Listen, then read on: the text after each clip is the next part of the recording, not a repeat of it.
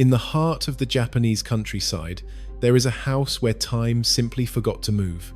On the kitchen table, a ceramic teapot sits beside two cups, their bottoms stained with the dried rings of a tea poured 30 years ago. In the hallway, a calendar from 1992 flutters in a draft that shouldn't exist, its pages yellowed and brittle, marking a month that never ended for the people who lived here. Outside, the forest is reclaiming the porch. Vines of kudzu reach through the broken window pane like green fingers, slowly pulling the structure back into the earth. This is not a scene from a disaster movie, nor is it the aftermath of a sudden tragedy. This is the quiet, rhythmic pulse of a nation fading away. Across the islands of Japan, there are thousands of places just like this, entire villages where the only residents left are memories, and the only sound is the wind whistling through the bones of a forgotten dream. We often think of ghosts as spirits of the dead, but in Japan, the ghosts are the towns themselves. They call them genkai, shuraku, marginal villages. These are places where more than half the population is over the age of 65, where the heartbeat of the community has slowed to a crawl, and where the inevitability of disappearance hangs in the air like a morning mist. It is a silent crisis, unfolding not with a bang, but with a series of small, polite departures. A school closes because there is only one student left. A post office boards up its windows. A bus route is cancelled. And then, one day, the last person turns off the lights, locks a door they will never open again, and walks away. To understand how Japan reached this precipice, we have to look back at a time when these mountainsides were alive with the noise of progress. In the decades following the Second World War, the Japanese countryside was the engine of a miracle. This was an era of unbridled optimism, a time when the smoke from factory chimneys was seen as a sign of health, and the sight of a new construction crane was a reason for a festival. In the 1950s and 60s, these now silent valleys were teeming with life. In the coal mining towns of Hokkaido, the earth shook with the constant vibration of industry. In the cedar forests of Shikoku, the rhythmic thud of the woodsman's axe echoed from dawn until dusk. Imagine the streets of a typical mountain village in 1965. The air smells of wood smoke and roasted sweet potatoes. Children in bright yellow caps chase each other through narrow alleys, their laughter bouncing off the wooden walls of traditional machiya houses. The local market is a riot of colour and shouting as farmers bring in crates of radishes and citrus fruit, and fishmongers display the morning's catch from the nearby coast. There was a profound sense of ibasho, a place to belong. Everyone had a role. The elders sat on their porches, watching the world go by, while the young men worked the fields, and the women managed the intricate social fabric of the neighborhood. The temples were busy, the festivals were loud, and the future seemed like a straight line pointing toward eternal growth. But beneath this surface of prosperity, the seeds of the great emptying were already being sown. The very success of Japan's urban centers began to act like a giant vacuum, pulling the lifeblood out of the rural prefectures. It started as a trickle. A bright student would move to Tokyo for university and never come back. A second son, realizing there wasn't enough land to inherit, would take a job at a department store in Osaka. Slowly, the trickle became a flood. The glitter of the neon lights, the promise of a salaryman's stable life, and the convenience of modern apartments were too powerful to resist. The mountains were beautiful, yes, but they were also hard. They were isolated. And for a generation that wanted to leave the hardships of the past behind, the cities represented the only way forward. By the late 1970s, the demographic shift was no longer a trend. It was a transformation. The average age in the villages began to creep upward, year by year. The vibrant festivals started to feel a little thinner. The Koshien baseball games in the village squares had fewer players. In the schools, classrooms that once held 30 children now held 10, then 5, then none. There is a specific kind of sadness in an abandoned schoolhouse. The chalkboard still bears the faint ghosts of math equations written in white chalk. The cubbies still have name tags of children who are now grandparents living in high-rises 300 miles away. The silence in these hallways isn't just an absence of noise, it's a weight. As the youth vanished, the economic foundations of these towns began to crumble. When the shops lose their customers, they close. When the shops close, the remaining residents find it harder to live. It becomes a downward spiral of inconvenience and isolation. In many of these disappearing towns, you see what the Japanese call shutter streets, rows of storefronts with their heavy metal shutters pulled down permanently, rusted shut by decades of salt air and neglect. You can still see the faded signs for tobacco, for stationery, for hand-carved umbrellas. They are monuments to a middle class that simply evaporated. But the most haunting aspect of this decline isn't the empty shops. It's the Akiya, the ghost houses. There are currently over 8 million abandoned homes scattered across Japan, and that number is projected to skyrocket in the coming decade. These are not just shacks. Many are beautiful, sprawling estates with tiled roofs and intricate woodwork, built by families who expected their lineage to continue for centuries. In Japanese culture, a house is often seen as more than just a shelter. It is a vessel for the family spirit. To see them rot from the inside out is to witness a slow-motion collapse of the traditional Japanese family structure. In some villages, the remaining residents have tried to fight the loneliness in ways that are both beautiful and deeply unsettling. Take the village of Nagoro on the island of Shikoku. Years ago, a woman returned to her childhood home to find it nearly empty. To fill the void left by neighbors who had died or moved away, she began to sew life-size dolls. She placed them everywhere. At the bus stop, in the fields, sitting at desks in the old schoolhouse. Today, the dolls outnumber the living people 10 to 1. From a distance, the village looks inhabited. You see a man leaning against a fence, a woman waiting for a bus, a group of children playing in a yard. But as you get closer, you realize that none of them are breathing. Their button eyes stare blankly into the distance, witnessing a world that has moved on without them. It is a silent masquerade, a desperate attempt to keep the spirit of a community alive through cotton and thread. But why didn't people just sell these houses? Why let them turn into ruins? The answer lies in a complex web of Japanese law, economics, and a deeply rooted sense of duty. For many, selling the family home feels like a betrayal of their ancestors. But even for those who want to sell, there are often no buyers. The value of the land has plummeted, while the cost of tearing down a structure is prohibitively high. Furthermore, thanks to ancient property laws, a single house might be owned by a dozen different heirs scattered across the country, many of whom have never even visited the village. Without the consent of every single owner, the house sits in a legal limbo, destined to be reclaimed by the forest. The silence continued to spread, moving from the remote mountain peaks down into the valleys, and eventually reaching the edges of the major cities themselves. It was no longer just the tiny hamlets that were at risk. The crisis was moving closer to home. But what happened next was something few people expected, a realization that the disappearing towns were not just a rural problem, but a mirror reflecting the future of the entire nation. As the 1990s bled into the new millennium, the reasons for the decline began to shift from simple migration to something much more profound and difficult to fix. The very fabric of Japanese society was changing, and the ghost towns were just the first visible symptoms of a much larger, much deeper fever. The bubble didn't just burst in the boardrooms of Tokyo, it shattered in the quiet valleys of the countryside. When the Japanese economic miracle of the 1980s came to a screeching halt, the flow of government subsidies that had propped up rural infrastructure began to dry up. For decades, the solution to any problem had been concrete. Thousands of miles of riverbeds were lined with cement, and mountains were carved open to build highways that led to nowhere. It was a construction state, a Doken Kohelf, where the economy was kept afloat by endless public works projects. But when the money stopped, the reality of these projects was laid bare. We are left today with grand, multi-lane bridges that lead to villages with only 20 residents, and massive community centres that sit empty, their marble floors gathering dust because there is no one left to fill the halls. This was the beginning of the lost decades, a period of stagnation that did more than just flatten the GDP. It flattened the spirit of the rural heartland. As the jobs vanished, the incentive to stay vanished with them. But there was a deeper, more quiet catastrophe brewing beneath the economic surface. Japan was getting older, not just a few people reaching retirement age, but an entire society shifting its center of gravity.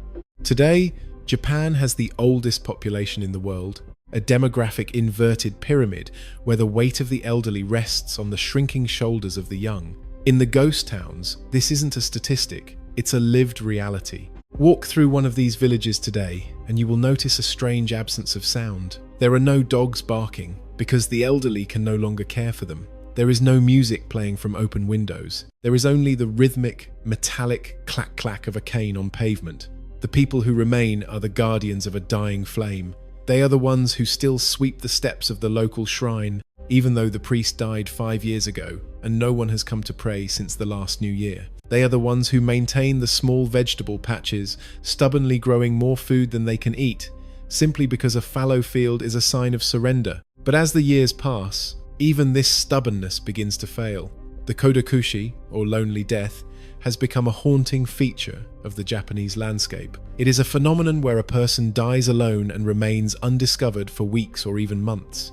In the dense apartments of the city, it is a tragedy of anonymity. But in the ghost towns, it is a tragedy of distance.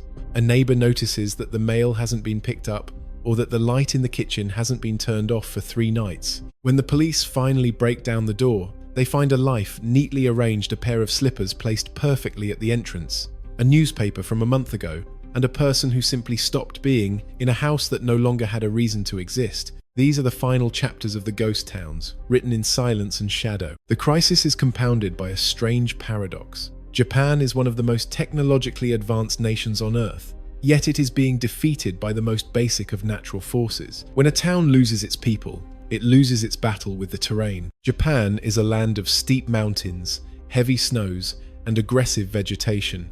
Without constant maintenance, the forest moves in with terrifying speed. We think of ruins as ancient stone structures, but in Japan, a wooden house can be consumed by rot and vines in less than a decade. The weight of the winter snow collapses the roofs. The humidity of the summer rots the beams. It is a slow-motion consumption. You can stand on a hillside and see where a street used to be. Now just a slightly leveler line of emerald green where the trees are younger than the surrounding forest. This physical decay has created a new class of person, the shopping refugee. In these disappearing towns, the basic necessities of life have become luxuries. When the last grocery store closes, the remaining residents, many of whom are in their 80s and can no longer drive, are stranded. They rely on mobile supermarkets, small trucks that wind through the mountain passes once a week, playing a tinkling melody over a loudspeaker to announce their arrival. For 10 minutes, the village square comes alive as the elderly gather to buy milk, bread, and medicine. Then, the truck drives away, the music fades, and the silence returns, heavier than before. It is a life of profound isolation, yet many refuse to leave. To move to the city is to become a burden on children who are already struggling with the pressures of urban life. It is to leave behind the land where their ancestors are buried, a concept that carries immense weight in Japanese culture. There is a word, furusato, which translates to hometown, but it carries a much deeper emotional resonance. It is the place where your soul belongs. To abandon your furusato is to become a ghost before you are even dead. And so, they stay. They watch the lights go out in the houses across the street. They watch the weeds grow over the playground equipment. They wait for a future that they know will not include them. Behind this individual heartbreak lies a series of policy failures and cultural shifts. For a long time, the government tried to revitalize these areas with grand schemes. They built theme parks in the middle of nowhere, expensive museums dedicated to obscure local crafts, and vast resort complexes. But you cannot manufacture a community with concrete and steel. These projects, often dubbed white elephants, now sit as rotting monuments to a misplaced faith in tourism. The tourists came for a weekend, took their photos, and left. They didn't bring the children back to the schools. They didn't bring the shops back to the main street. They were just guests at a funeral. In the cities, the younger generation looks at the countryside with a mixture of nostalgia and fear.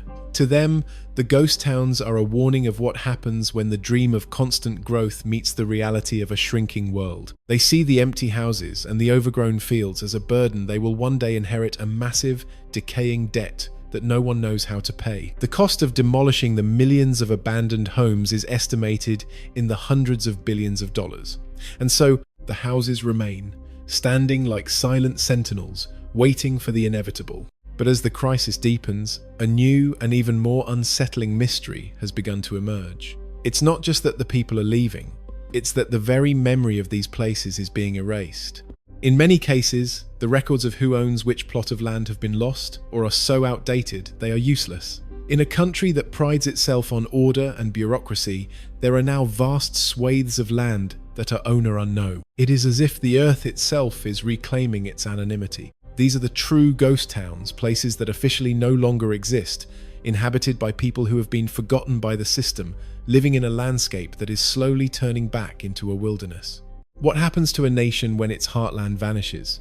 What happens to the culture, the traditions, and the very identity of a people when the places that birthed them are swallowed by the trees?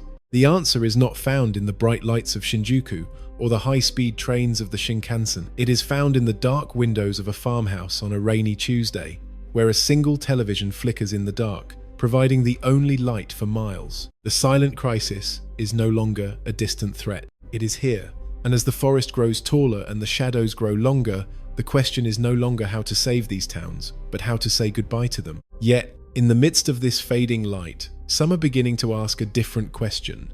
Is there a way to find a new kind of life in the ruin? Or is the disappearance of the Japanese village just the first chapter in a much larger story of a world that is beginning to shrink? In the silence of these emptying valleys, a new and unexpected sound has begun to emerge. The sound of a hammer hitting a nail, the scent of fresh sawdust, and the crackle of a newly lit hearth. There is a small but growing movement of people who are looking at the ruins not as a tragedy, but as an opportunity.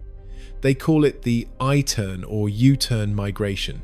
These are the urbanites, exhausted by the relentless, neon-lit grind of Tokyo or Nagoya, who are seeking something the city can never provide: space, silence, and a connection to the earth. They are the new pioneers, moving back into the ghost towns to claim the IKEA, the abandoned houses, for a fraction of their original cost. Some of these homes are sold for the price of a used car, or even given away for free, provided the new owners promise to live in them and maintain the land.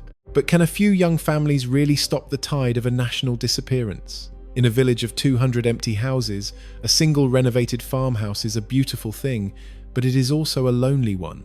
These newcomers often find themselves living in a strange tension between two worlds. They bring high-speed internet and remote work laptops into rooms designed for silk spinning and tea ceremonies. They try to plant organic gardens in fields that have been overgrown for 30 years. They are welcomed by the elderly residents who remain, seen as a sign of life, a brief flickering of hope that perhaps the village won't vanish entirely. Yet, for every house that is saved, 100 more are lost to the damp and the rot. It is a race against time that the forest is currently winning. The deeper mystery of Japan's ghost towns is not just why people left, but what remains in the vacuum. As the human footprint fades, the natural world doesn't just return, it transforms. Without the presence of humans, the boundaries between the civilized and the wild have blurred. In many of these towns, the new residents are not human at all. Wild boars roam the streets of abandoned coastal villages. Macaques claim the rooftops of mountain hamlets, their chatter echoing through the empty eaves. In the exclusion zones and the dying prefectures, nature is conducting a massive experiment in reclamation. There is an eerie beauty in seeing a vine-covered bus stop or a cherry blossom tree blooming in the middle of a collapsed living room. It is a reminder that the earth is indifferent to our presence. We were only ever guests here. This erasure extends even to the legal and digital realms. There is a terrifying new category of land in Japan, known as Shorifumeichi land with unknown owners. Because of complex inheritance laws and the sheer scale of the migration, the government has lost track of who owns an area of land roughly the size of the island of Kyushu. When the owners die without heirs, or when the heirs simply stop paying taxes and vanish into the anonymity of the city, the land enters a legal shadow world. It cannot be sold, it cannot be developed, and it cannot be cleared.